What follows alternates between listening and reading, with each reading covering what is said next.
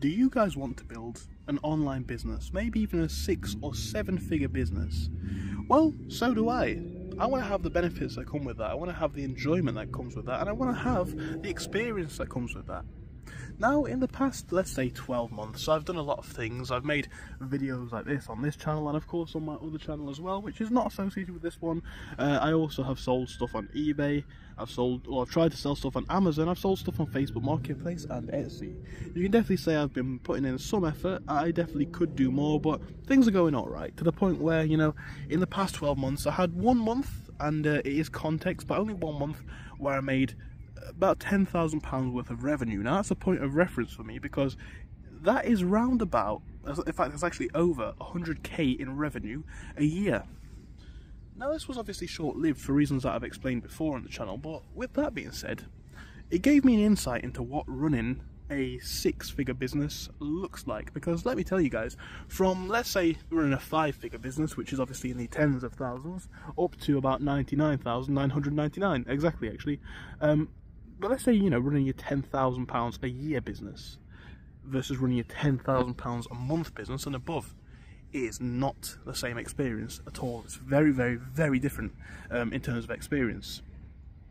Now, as you'd expect, the biggest difference, I'd say, comes in the form of the workload.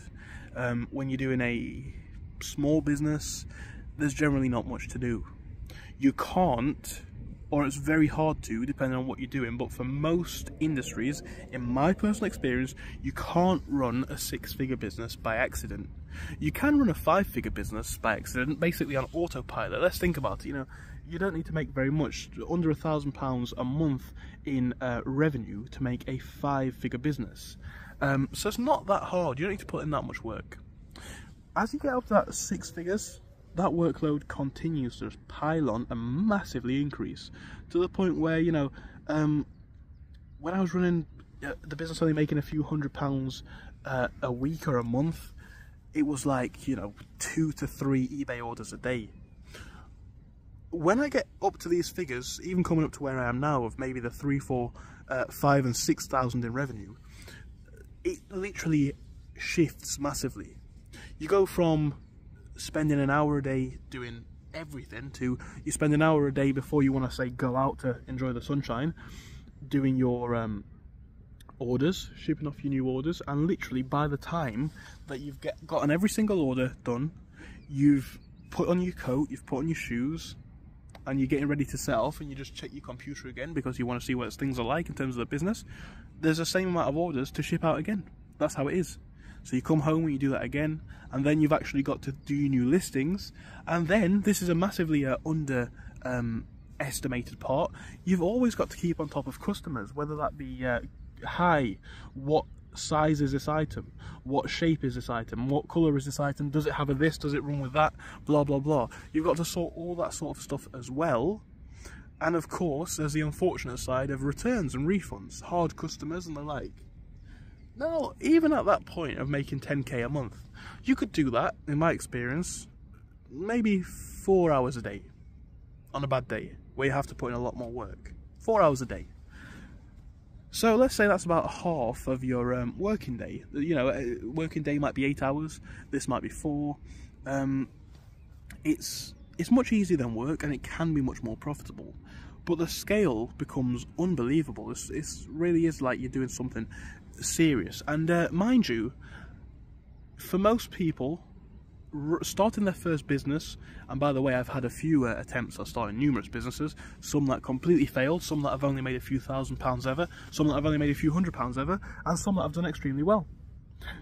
Even if it's a few £100s, this is probably most people's first experience with running their own business, which might mean it's the first time filling out taxes for themselves, because bear in mind, a lot of the time in the UK it's actually a lot different to fill out your own taxes versus, you know, your personal taxes, say your business taxes versus your personal. So it's a very different experience. On top of that, it might be their first time seeking accounting help. It might be their first time having to deal with difficult customers, because, you know, even if you work in retail, if that happens, oftentimes it's a case of, well, fetch your manager and they will deal with it. There is no manager, and I don't remember which concept it was, but the idea of wearing multiple hats is something that rings very true to this experience, in the sense that you are not the order dispatcher, you are not the lister, you are not the customer service person. You are the customer service person, the HR, the lister, the new order processor. You are the product researcher. You are the postman to and from the post office and whatnot. You are the logistics person. You are the accountant. You're doing all of this stuff, and you know what? If you market it right, if you do everything correctly, if you do everything in a way that actually works, and you're willing to accept responsibilities for your failures, whatnot, this will be and can be very easily much more rewarding financially and even spiritually and stuff like that than a job. I don't think anybody can really deny that, but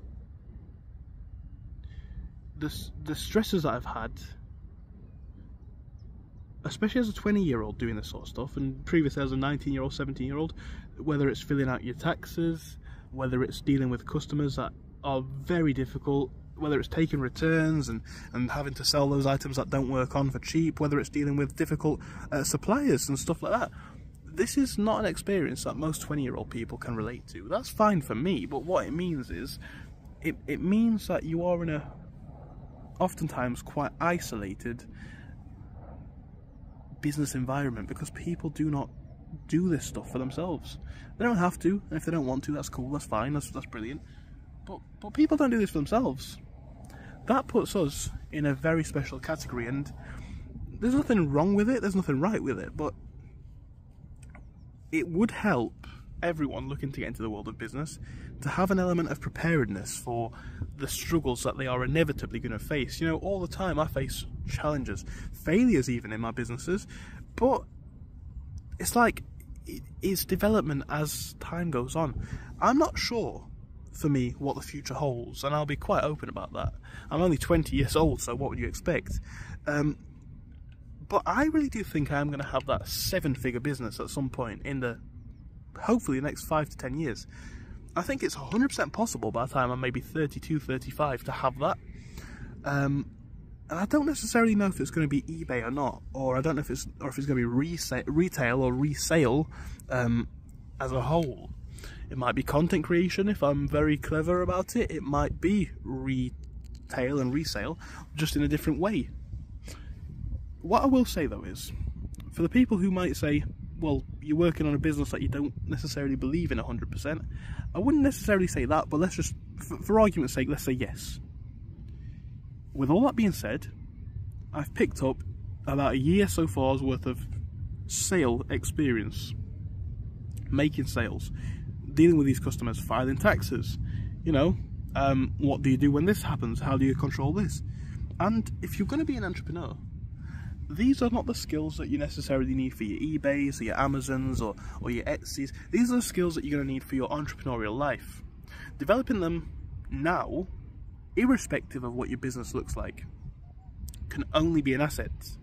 It's like oftentimes you learn the most, in my experience, from your failures.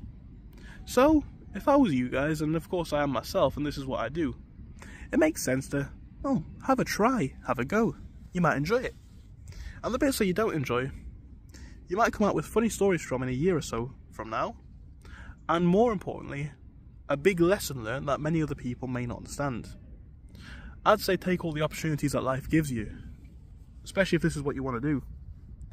Why not give it a go? It makes sense to fail but have tried, in my opinion, than to have not tried at all. And this is of course a principle that I take with myself. It's something that I actively practice, and generally it's something that does me fairly okay. So irrespective of what happens in the future, I'm so glad to have tried my own business. Irrespective of the businesses that have failed for me in the past and haven't done well at all, I'm still glad that I did them. I'm still glad that I gave myself the opportunity to learn, to try, to fail. It really helps. And subsequently, as a 20-year-old coming into being 21 years old, not too far from the future, in relation to business, I understand a lot more than a lot of my peers, and I think this reflects, quite frankly, in results of what people experience. You know, it's very different to make £1,000 from a job than it is to make £1,000 from a business. to work for £1,000, well, get yourself a job that pays adequately, turn up to that job, do the work, don't get sacked, and you've just made £1,000. Running a business to make £1,000, set up a business, have it fail, set it up again, have it fail, set it up again, make a few sales, you know, stick at it for a few months despite the fact it seems like you're failing. It's not straightforward, it's not easy, and it is challenging. It's not for everybody, but if it is for you and you can stick at it for the years that it may take, you will be rewarded very greatly if it's something that you aspire to do. Thank you for watching this video. I hope to see you in our next one, and well, that's really it for this one. I think I'll leave you guys again with some beautiful shots of up here. This is my scenery right now. The sky is looking ever so nice. Early evening right now, and that's it. Thank you. See you soon.